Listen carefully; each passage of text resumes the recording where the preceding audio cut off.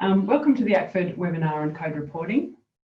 Today we are looking at how one would go about completing your second code self-assessment and looking at what's new in the code since you prepared your last CSA. The underlying purpose of this webinar is to help you with efficiencies in reporting, as well as supporting your understanding of the code, the assessment process, and making sure that you get the best out of it.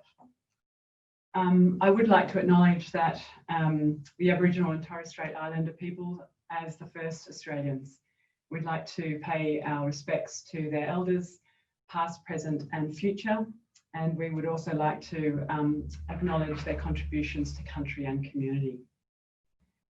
In terms of questions and answers today, or at least your ability to ask questions, we welcome questions. I'm not so crash hot on reading and talking at the same time, so where we can, we will answer them as we go, but there is a section at the very end of the webinar that we've allocated for Q&A, so feel free to type in your questions and we will definitely see if we can get to as many of them as possible at the end. So, who are we? Who am I? Let me just have a look to see if I can get that next slide up. There you go. So I'm Sophie Seck. I'm the person standing in the back. I'm a Standards and Code Advisor with Akford, and I'm co-presenting with my colleague Paul Brunton, sitting down at the front of the picture. We've been with Akford for quite some time now. I've also circled our colleague in crime, Emily Morton. So together, the three of us represent the code team at Akford. That photo is a couple of years old, so it's not a completely accurate picture of the wider Akford team at the moment, but it's pretty close. And I'm really excited to be physically in the same room as my colleague Paul today. I've been working from home. Most of us have been working home for the majority, but we thought we'd come in to manage this webinar. So it is exciting to put a jacket on and turn up to the office, and our hearts go out for our colleagues in Melbourne.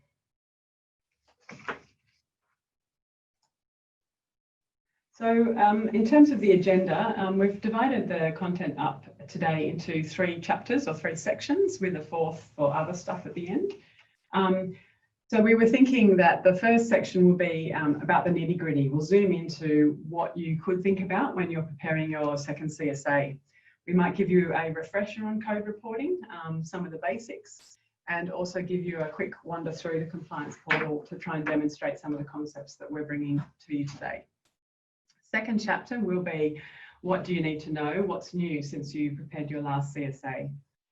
And the third chapter is zooming out. Let's just have we might like to share some of our reflections about compliance that we find. Obviously, sitting in our seat, we understand the strengths and weaknesses of our membership. We get to see and read all of your reporting, and it's really valuable.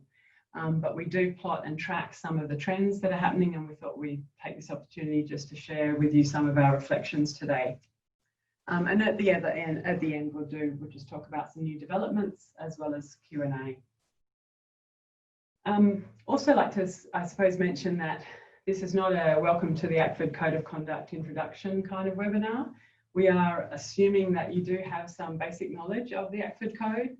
Our target audience for today is anyone who is involved in reporting your compliance to the Akford Code, or will be in the future. We're assuming that you have an understanding of what the code's made up of. You don't need to be fluent in code, but definitely understanding that it's broken into quality principles, commitments, compliance indicators and verifiers. And I'd like to, I think, apologise in advance if we get too heavy on the acronyms. We, as a sector, do use a lot of acronyms, and the code's no different, but we will try and avoid that where possible. You can see already there are some acronyms on that agenda, so I'll just bring some to the fore. PSEA, Prevention of Sexual Exploitation and Abuse. PSEA-H, Prevention of Sexual Exploitation, Abuse and Harassment. CSA, Code Self-Assessment. ER, an Exceptions Report. ANCP, the Australian NGO Cooperation Program, Dfat, you would all know, Department of Foreign Affairs and Trade, and FYE, financial year end. So there's just a couple to mention. So before we dive in, Paul, Emily and myself would like to thank you. For those members who have been with us since 2017 and beyond or before, we do acknowledge the substantial work that you have done in travelling the road from old code to current code. 2020 is really significant in code, in the life of the code, because it's 3 years after the current code came into effect. And why is this important? It's important because at this point in time, nearly all of our members will have prepared a CSA, a code self-assessment with this current code. And these are the hard yards, and they are behind you, largely. This high jumper represents your achievements.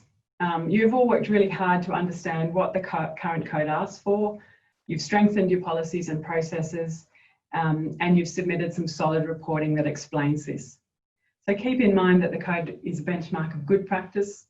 It is not, does not represent a bare minimum or a low benchmark. Given this achievement, we do expect that you will benefit from this in future years. So every CSA should not feel like that high jump that you've just traversed. Rather, it should be a chance to reflect and reconfirm what you already have in place, rather than developing new policies, processes and reporting commentary. So pat yourselves on the back for that little achievement or big achievement.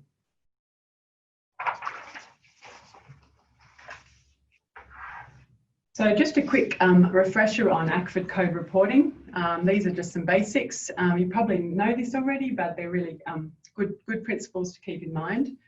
Members are asked to self-assess compliance with the code every year and submit reporting every year.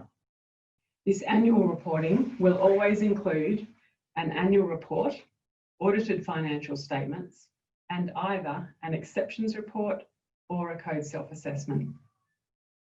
Members are advised every June as to what their specific reporting requirements will be, whether it be a CSA, code self-assessment, or an exceptions report. Members complete a CSA every 3 years, and for those years in between, they complete an exceptions report.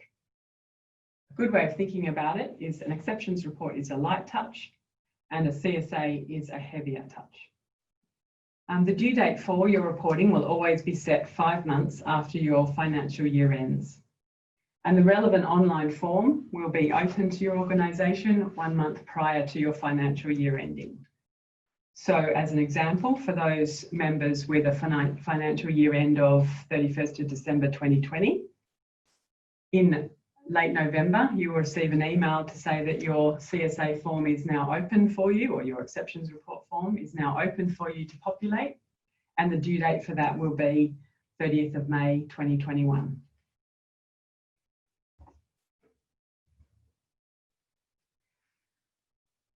We believe, well, we've tried to kind of gather all our knowledge and divide it up into 5 things to consider, that you might like to consider when you're preparing your CSA, your second CSA. Number 1, use your previous CSA as a base. Read your previous CSA reporting and start from there. Assess any processes or policies and see if they've changed since you've last prepared that report. Mention them if they're relevant. Some of your compliance or some of your answers can probably go unchanged. So a hot question probably will be, can I use my responses from the previous CSA if nothing has changed? And our answer is generally, this should be fine, assuming that you haven't had any updates in your practices or policies since then. And also assuming that the code hasn't changed in that aspect. It's not part of the PSEAH updates. And assuming that you haven't or weren't provided with any feedback or remedial actions on that previous answer. So in situations where it has been unchanged and you can use your previous answer, we could suggest that you might like to change any examples that you've cited. So in some cases, you might talk about an example with a program that you rolled out in 2016, for example. It would be nice in 2020 to see and think about any more recent examples that you might like to replace that example with. But that's just an option. Number 2, consider previous feedback. In your previous CSA, there may have been some good practice suggestions or feedback that was offered in the assessment. Usually feedback is offered as a helpful suggestion or something that needs actually to happen to meet compliance. Hopefully we have been clear when conveying this feedback as to whether it required action or if it was something for future thinking. So consider it if your organisation has acted on any of those suggestions, and if so, mention that in your compliance as it will strengthen your compliance. We are guessing there is a bit of pressure sometimes to meet compliance, and most of us have competing priorities. And in this vein, you may have been in a scenario where some of those good practice suggestions have been lying dormant. This is the time to bring them back out and reconsider or consider those suggestions. And just as an aside, don't forget the good practice indicators.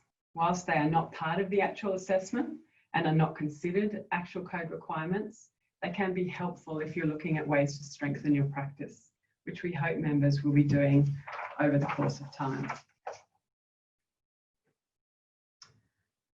Number 3 is address the PSEAH changes. I'll go into more about PSEAH a little bit later in the webinar, but they are essentially the new components of the code that will have appeared since you've last prepared your last CSA. And because of this, and because they're deemed a high-risk area, we will be looking specifically at your reporting to see if they have been addressed. Ultimately, we are looking for an assurance that you understand the new requirements and what they mean. Hence, we encourage you to mention them specifically throughout your reporting. We're also looking at understanding whether your organisation has the various approaches in place to meet compliance. You could describe them. For example, we have now included safeguarding as a standing item on your board agenda for each quarterly meeting. If relevant, you could talk about what you've done to meet those requirements in the time that's passed. That's an option. You could tell us briefly about the journey that you've taken in adapting or generating new practices. Or you could briefly reference how you are implementing some of those policies and practices with your implementing partners or in-country activities. It doesn't have to be too detailed, but a couple of sentences will be useful. It may be that your organisation has had many of those elements already in place prior to the code changes, and in that case, your answers would be super brief. Number 4, be prepared.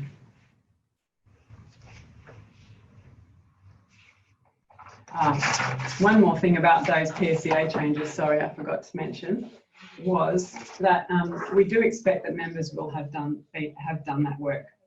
So these changes came into effect last year, and by 2020 there is an expectation that your organisation will have engaged with what those requirements were or are and strengthened your policies and processes where necessary.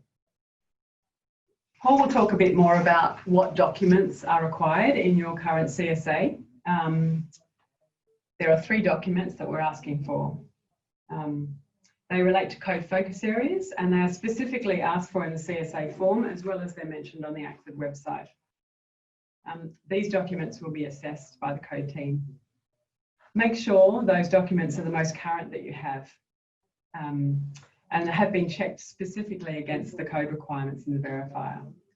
So we're less interested in a policy that's 10 years old. We're more interested in what you currently have in place. Remember, the Good Practice Toolkit is your best friend in your code reporting. It has all these layers of information that you can contract and expand, includes guidance, includes good practice guidance, and a resource section at the end of every commitment. In that resource section, you can sometimes find examples of other policies to look at and compare. You'll also find that Akford has produced some really solid guidance on how to develop policies. Last year, we released guidance on how to develop your PSEA policy, as well as how to improve and develop a complaints handling policy. And last but not least, always prepare your reporting offline and save it elsewhere. It happens to everyone at some point, including myself, and it's particularly painful if you lose your work. The portal does not auto-save as you go. You need to save at the end of every commitment. So best to back yourself and have your prepared reporting somewhere else. You could even just prepare it completely offline and copy and paste it the night before a due date. If you need an extension, ask for one before the due date. We're very flexible, particularly in this current environment, but we would like to hear from you if you're struggling for certain reasons to meet the deadlines. And point number 5 is don't assume. So don't assume that we know that your organisation well. You know it far better than we ever will. So paint the picture for us. We may know the code well, and there's a bit of a dance to try and figure out how your organisation's practices fit the code or how the code can apply to your organisation. But that's where we can help when you've painted the picture for us. Don't assume that we assess all of your policies and documents. So rather we focus solely on the 3 policies or documents that we're asking for. Sometimes there's a temptation to throw us all of your policies, manuals, organisations, HR, etc., and for us to let you know how and if you are compliant. This is not the way that the code works. The code's based on a self-assessment, which is yourselves self-assessing against the code requirements. We do verify compliance on those policies, though, that are called in. Don't assume overall compliance unless you've checked that you meet the requirements in the verifier. So some of the verifiers are really detailed. Some of the verifiers are not so detailed, but unless you've actually engaged and checked with those verifiers, it's probably likely that you won't know if you're really compliant or not. So cross-checking will save you time in the future. Ensure your commentary addresses all of the compliance indicators. Sometimes it's best to tease them out. Maybe allow a paragraph per compliance indicator. Maybe use subtitles or the like. It's not essential. However you structure your response, it's up to you. But if you do, make sure that you do need to make sure that you address all of them. So they're the top 5 tips that we can provide you today. I might, once I figure out how to change screens, I will in a second. I thought that we could walk you through the compliance portal just to help demonstrate some of the concepts that we've talked about today.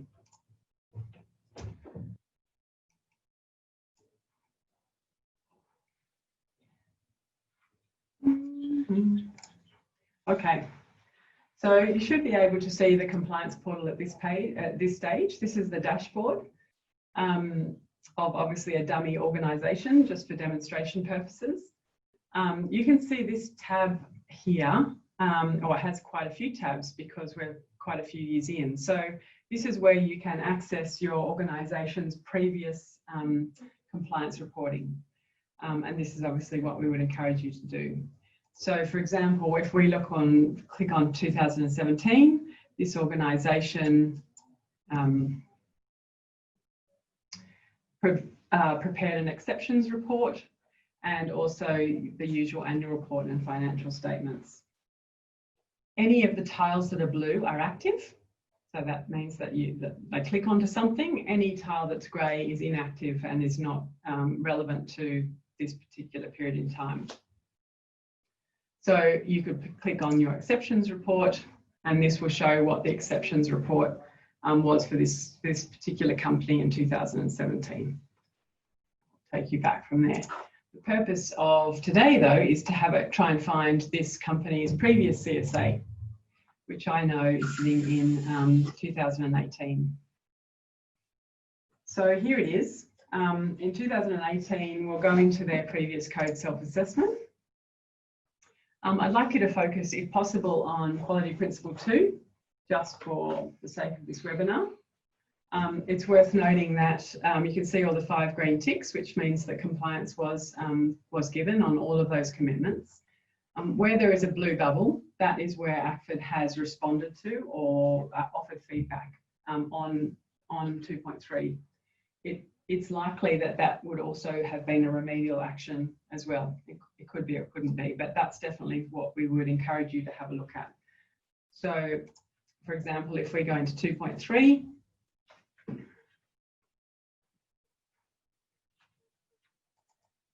you can see a response there. You can see that Akford has given some comments. Up here is where the organisation has responded to those comments. And then again, up here is where Akford has said, fantastic, great work, and compliance is achieved. So we would encourage you to read through your CSA, especially keeping in mind anything with a bubble. If you wanted to print out your previous CSA, you've always got this button here, and it generates a very heavy PDF, but it is there for you if you find that easier. So now we jump forward to 2020, and you're sitting in the driving seat and you're thinking about preparing your second code self-assessment. The portal is open for you, the form is open for you, so we'll press on the code self-assessment. And for the purposes of demonstration, let's just focus on quality principle 2. You will recall that 2.4 had a green tick with no bubbles. So that meant that your previous response was deemed compliant and there was no feedback. So let's hop into 2.4. In that case, 2.4 is also an area where the code hasn't changed. So it is likely that you could probably use your previous response as a starting point. This is a new function that we've introduced for your second CSA. Press the copy previous response and it will let you know what you've written before. We would suggest you read that and you figure out if that's actually a relevant picture of how you are compliant currently, that there have been no changes. Marching down the page, this is also an area that requires documentation upload.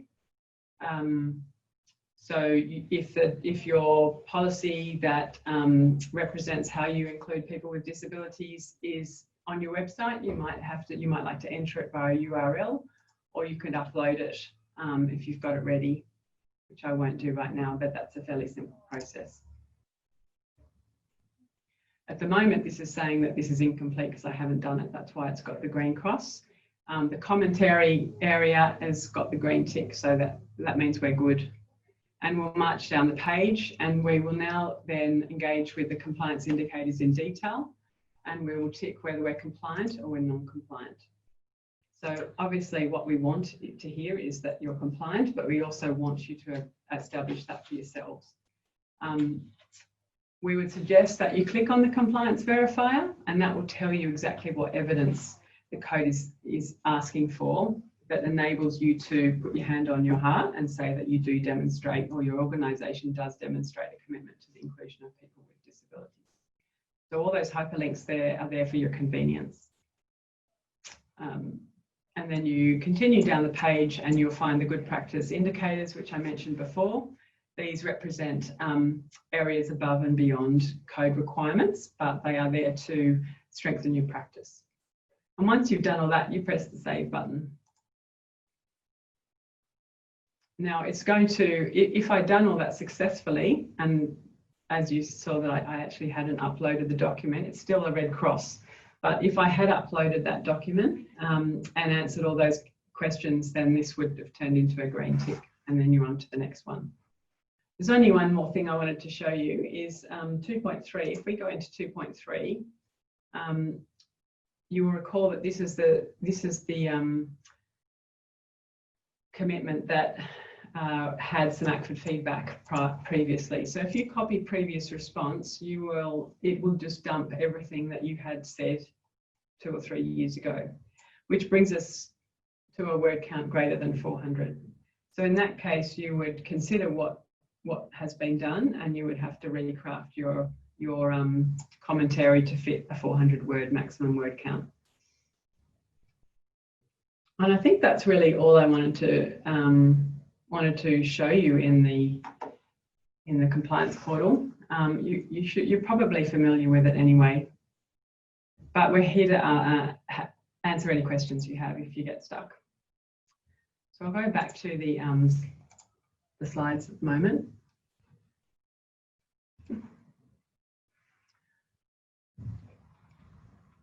Okay, chapter 2 in the webinar. What do you need to know? What's new? Well, PSEAH changes are obviously new. Your compliance reporting should mention specifically how your agency has responded to and addressed the new requirements of the code. So what do we mean by PSEAH changes? So there's two buckets. There's the gold circle on the left and the silver circle on the right. And between the two of them, they represent the PSEAH changes that have landed in the code. They are essentially the commitment 1.5, which came into effect the first day of last year, and the multiple changes or additions that were made to the code in the quality assurance framework that came into effect on the last day of last year. If you want to see where they are all contained in the Good Practice Toolkit in their own section called PSEA Changes 2019, and you can see a screen grab of our Good Practice Toolkit where you can find that. In addition to them being all condensed in that one spot, they are also peppered throughout the Good Practice Toolkit. So it's actually quite hard now to find the code prior to those QOF changes coming into place.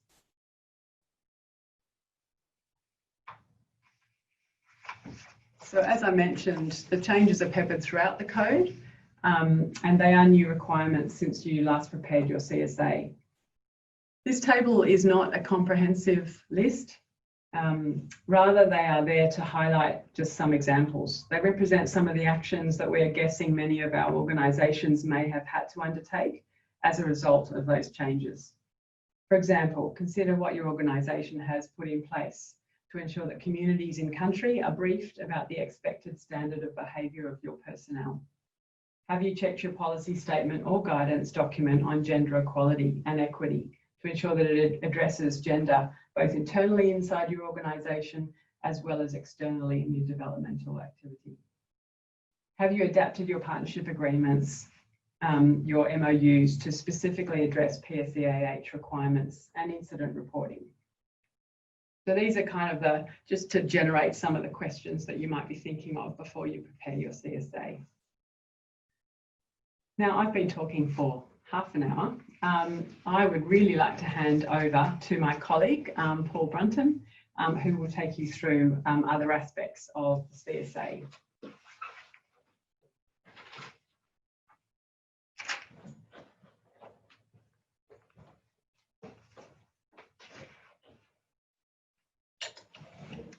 Yeah, hello everyone. You just would have missed Soap and I doing a little social distancing dance around the table, swapping positions.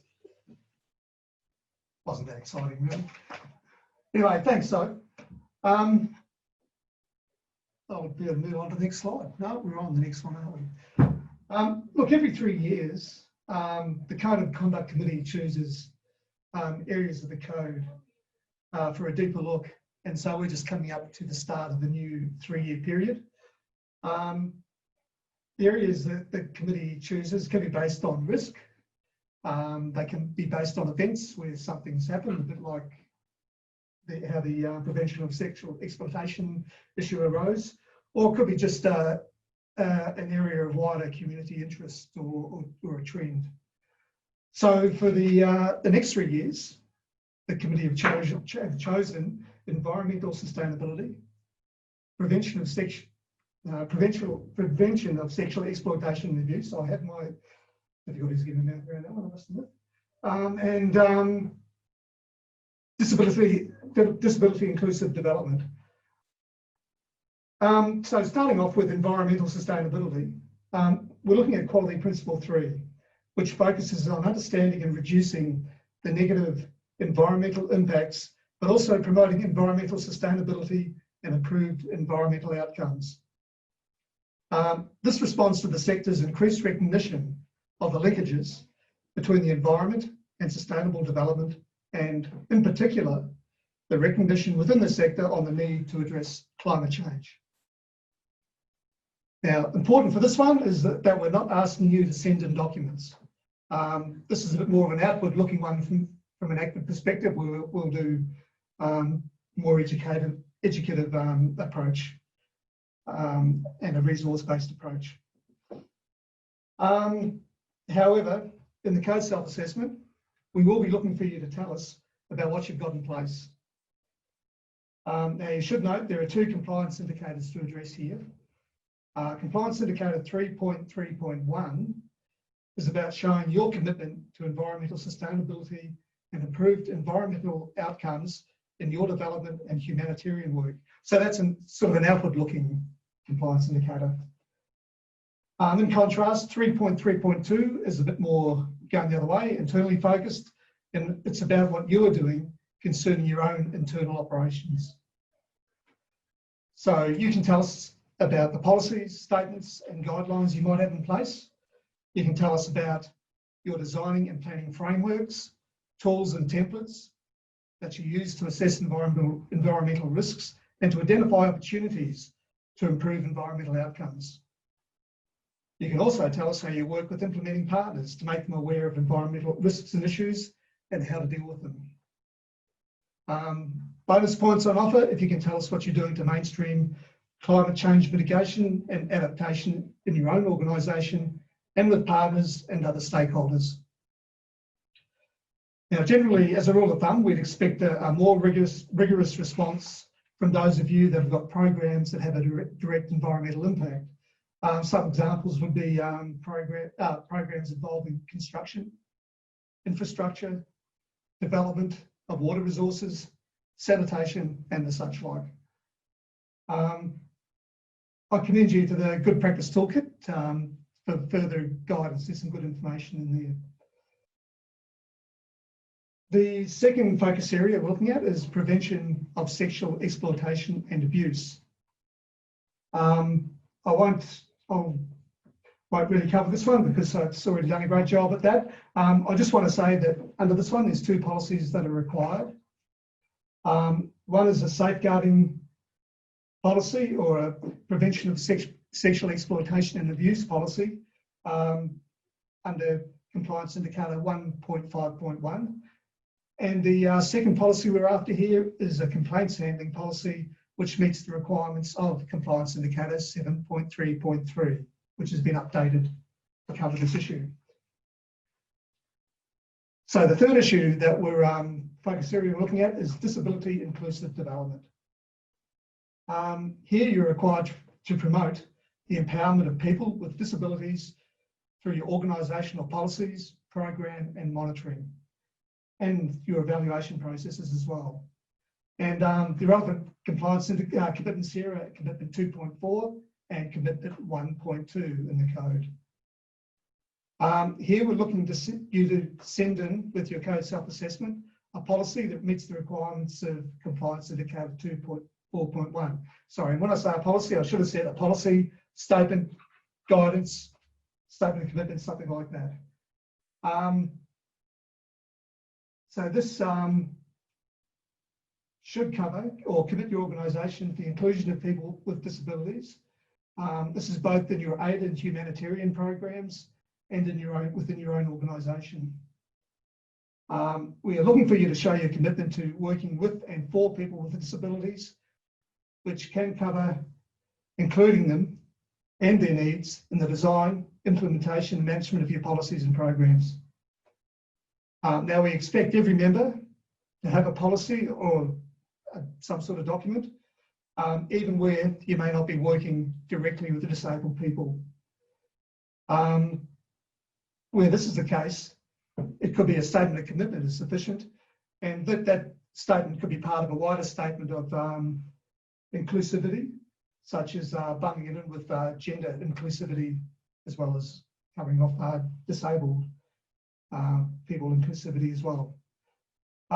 Again, as a rule of thumb, we'd expect something more comprehensive, such as a full policy for members who do work with and for disabled people.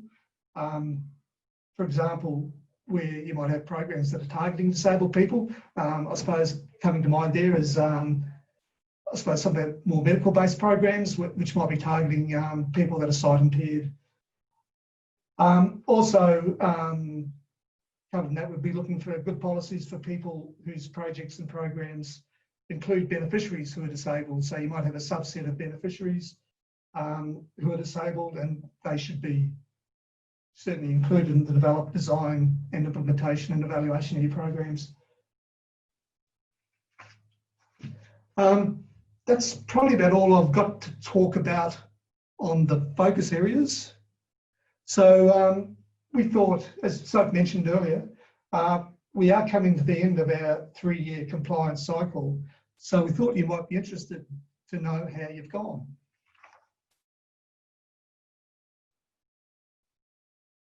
As Sophie mentioned earlier, in general, compliance with the code was pretty good. And sorry, I've just got to get the rest of the slide up there. Yeah, look, in general, compliance with the code is pretty good. Most of you have most of the code covered. And resubmissions are often due to some of the more detailed requirements of the code and providing missing bits of evidence or commentary that shows you were complying with the code. It just meant we probably weren't completely satisfied with the level of answers that or responses that we got from you, and we were looking for a bit more. Our approach to that has been to give you feedback that we hope was specific to you and your organisation, with the aim that, one, this will make sense to you for a start, and two, that it will help you strengthen your processes and your practice. So based on that, we expect that you'll find this next round of compliance a lot easier, because you've already done the hard yards previously under this current code.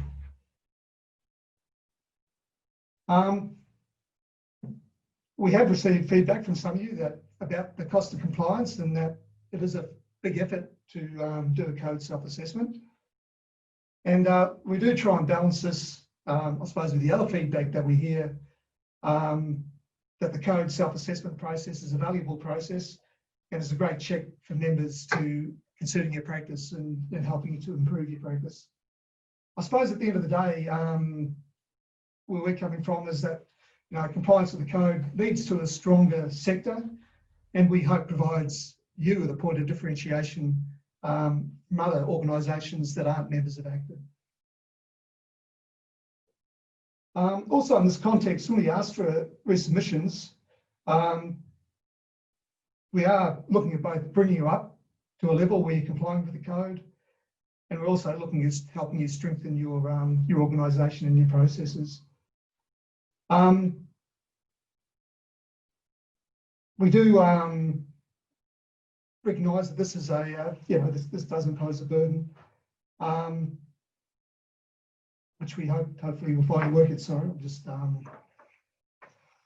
lost my spot there, but that's okay. We'll just move on to take a closer look now, talking about resubmissions, about how you've gone. So this next slide here is actually the commitments where we've had the least number of resubmissions and feedback. So it's the ones where you've done the best. I think just as a theme or as a general observation, I think it shows that you're pretty strong on knowing what you want to do and on having the capability and capacity in place to do it. So that's all around your planning. At the other end of the spectrum, the commitments we have given the most feedback. So in order, these are essentially around financial wrongdoing, transparency, safeguarding and inclusion. Now the themes here are that where we get most non-compliance are in areas where there have been recent changes to the code, and where there were changes that were not mandatory under the previous version of the code have become mandatory under the current version. So I think the takeaway from this is always make sure that your responses and your policies and other documentation have been updated to incorporate recent changes to the code. So don't use ones that are 5 years or 10 years old and expect them to perhaps get through.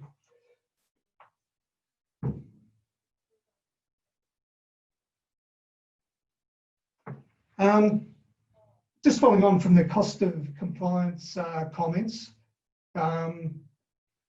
we had heard what you said, and earlier this year we had the opportunity to get Cheryl Liu from ANU to help us out with a bit of research into cost of compliance, and some of you might have participated in that. And if you did, thank you very much. I think what Cheryl's research results from Cheryl's research show is that it really supports what was mentioned previously, that the major drivers of cost of compliance are changes to the code. I think the other point that we got is that resource pressures on some of you also have limited your time and scope in doing the code self-assessment, and it may not have been quite as thorough as you wish.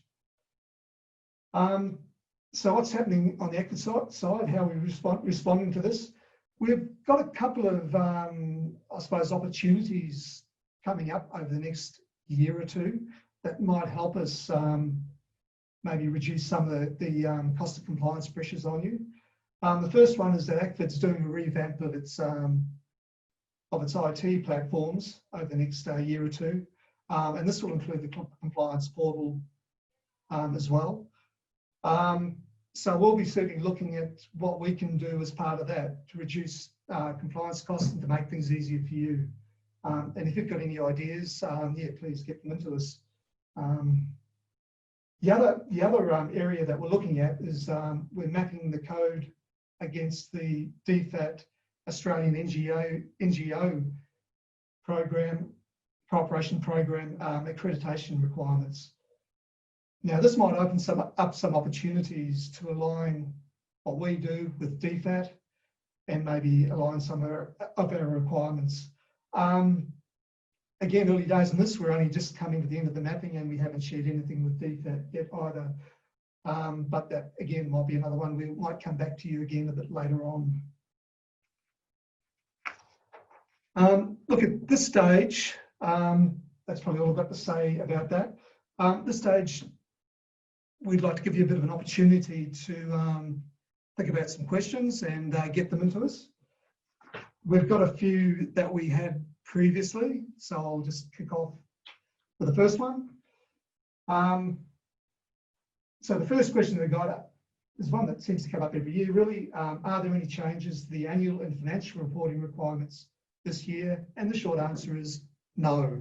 Just keep doing what you've done for the last couple of years. However, I would like to point out in particular that please make sure that your annual reports do include code compliant financial statements and an auditor's report that refers to those code compliant financial statements. I think we just see occasionally where people are trying to save space or a bit of cost, that those things get taken out, sometimes inadvertently, by people who don't know what the code requirements are. And when that happens, that's a fatal one. That's a non-compliant issue. So I've got a few other questions here, and I'll let Sophie have a go at those. So we'll just do a little self-distancing waltz around the table again.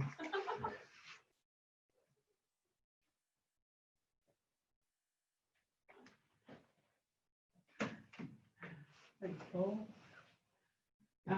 Great, so these were some of the questions that came in prior to the webinar. In part of your registration process, we invited any predetermined questions. So one of them, what points should be addressed in the exceptions report? Essentially, any area where you know your organisation has not met compliance during that particular period. Possibly these could be where the code changes related to PSEA came into place. That would be the first place you'd probably look. And potentially any areas that came out of or were identified as remedial actions from a previous CSA if that was in the year prior to an exceptions report. They would be your first probable points to look at to determine whether they would be exceptions in that period. We'd encourage you to use the exceptions report to help you track your progression from year to year.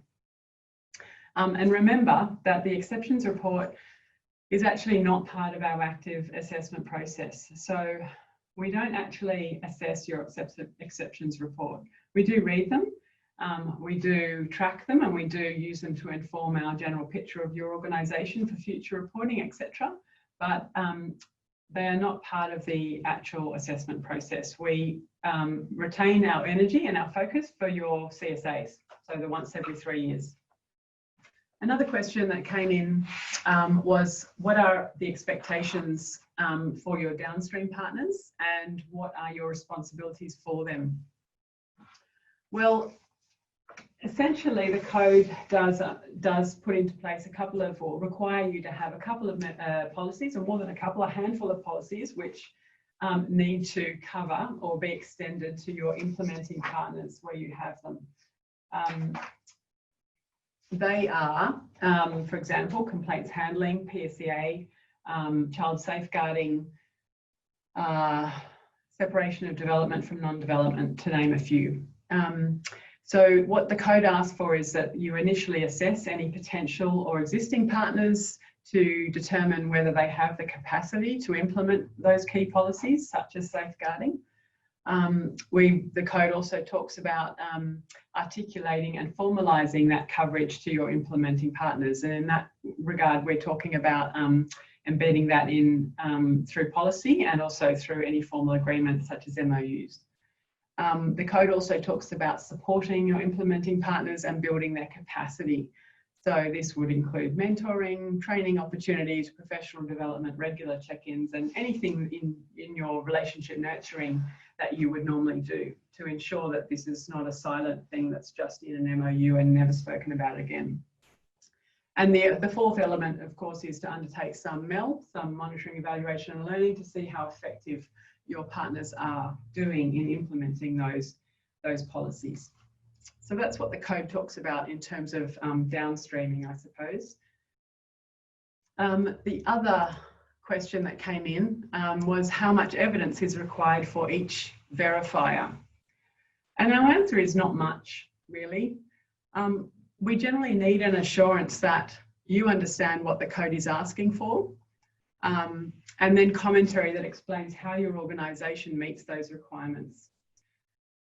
It's good to have some references in place. So if the code is asking for an approach, then an example is very useful. If the code is asking for a policy statement or guidance document, then this is where we actually need to see it. We don't see it in writing, but we need to know it's in writing.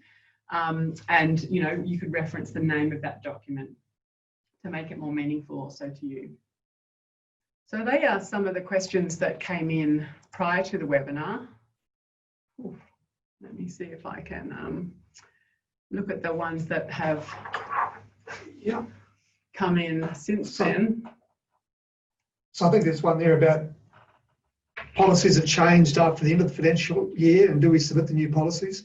I think as a rule we'd be after the most current policies because they're the ones that are in use, and that would be relevant to going forward. That's exactly right. So that question would relate to, let's say you have a financial year ending June 30, 2020, and you've just ratified a brand new policy, or sorry, adapted your policy on complaints handling, and that just is current as of this month. We're definitely looking for the most current that you have, even if it was ratified or put into place after your financial year. Second question, if an organisation uploaded the documents required from the last assessment, do they need to be re-uploaded? Yes, we would ask that would be done. If you don't upload a document, the way the form is built, it will think that you haven't been compliant because you're not providing us with any document where we're asking for it. So it shouldn't be too hard just to re-upload it. Otherwise, we'll have problems with that portal form. And again, if it's on your website, just put the URL in. That would be really useful. I think that's the best answer to that question that we can think about. And there's a question about confirming the second CSA is referred to the CSA after certified compliance with the code. I have a feeling that question might be coming from one of the newer members, meaning a member that has applied under the current code. So yes, the second CSA that is your second CSA as an existing Akford member. But yes, the process is exactly the same as the one that we're describing. You would refer to your previous CSA or your member application CSA, and you would build from there.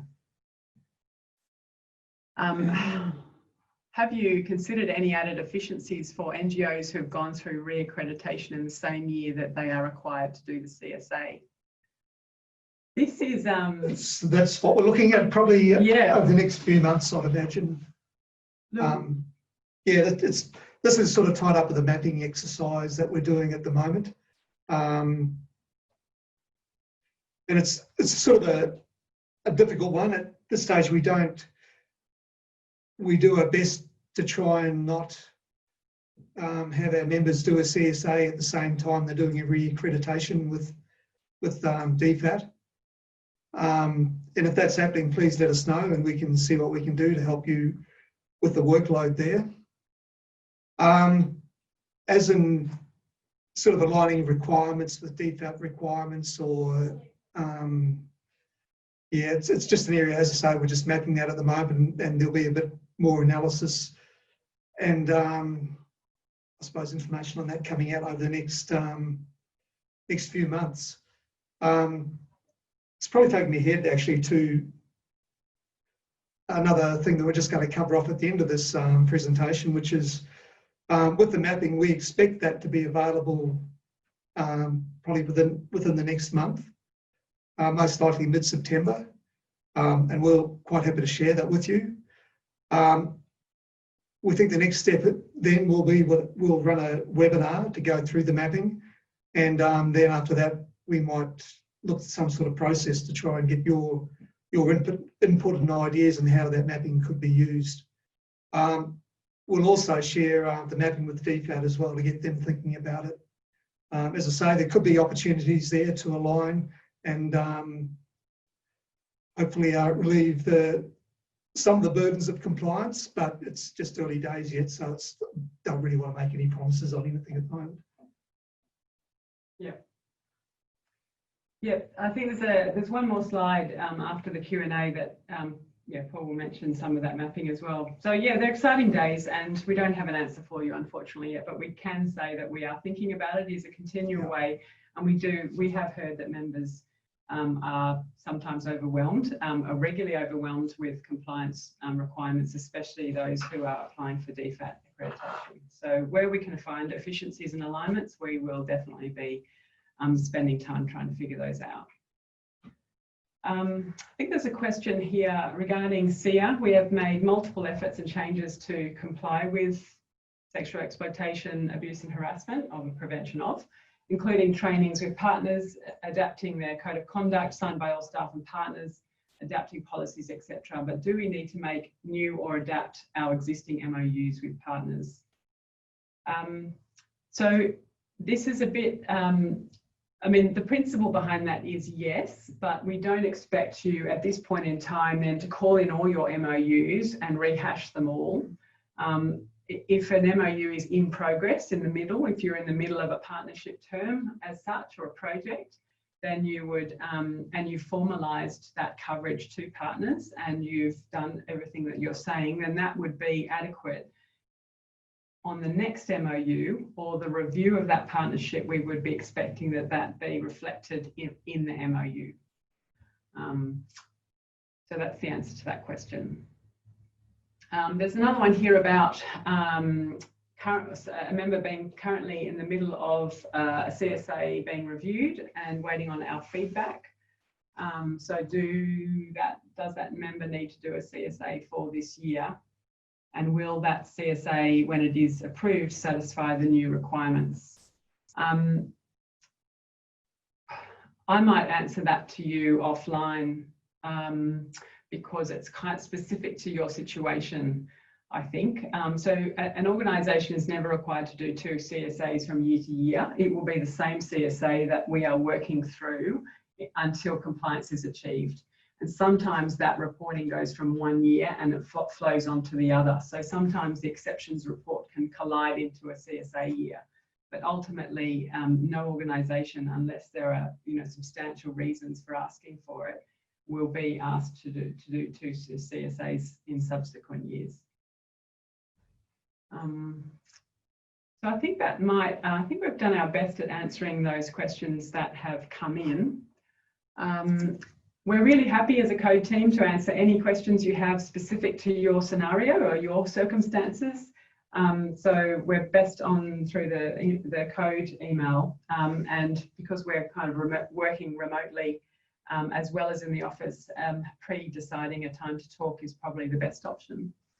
I'll just, yes, code versus, well, code mapping. I'll just get I think we've pretty much done it, really. That's it. Apart from saying, look, thanks to everybody who's had input into that so far. We've actually been overwhelmed by the level of interest in code mapping against the ANCP accreditation criteria.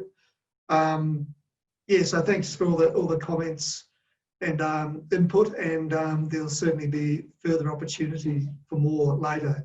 As I say, that just watch the space, and we expect to be holding a webinar towards the end of the year on it. Yes, so that tool will be available hopefully at the end of next month or middle of next month, and we will be supporting our members to helping you to understand how you can get the best out of it.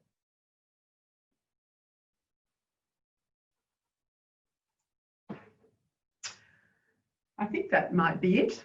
We're on time, 2:28. I would like to ask you though, or just let you know that this presentation, the PowerPoint slides, as well as the recording will be emailed to all of you who've registered for the webinar. That email should come through next week. In addition, the recording of the webinar will be available on Akford YouTube channel. We have two playlists there, a code playlist as well as a spotlight on the code playlist. So it will be available for any of your colleagues or for you to check in at a later date. And can we please ask you to stay on the line for one more minute to answer 5 really, really super quick questions about this webinar, just so that we can improve and make sure that we're hitting the mark with information sharing and getting that next webinar to best suit your needs. So we'd really appreciate if you could stay on the line and answer those 5 questions. Thanks very much. Thank you.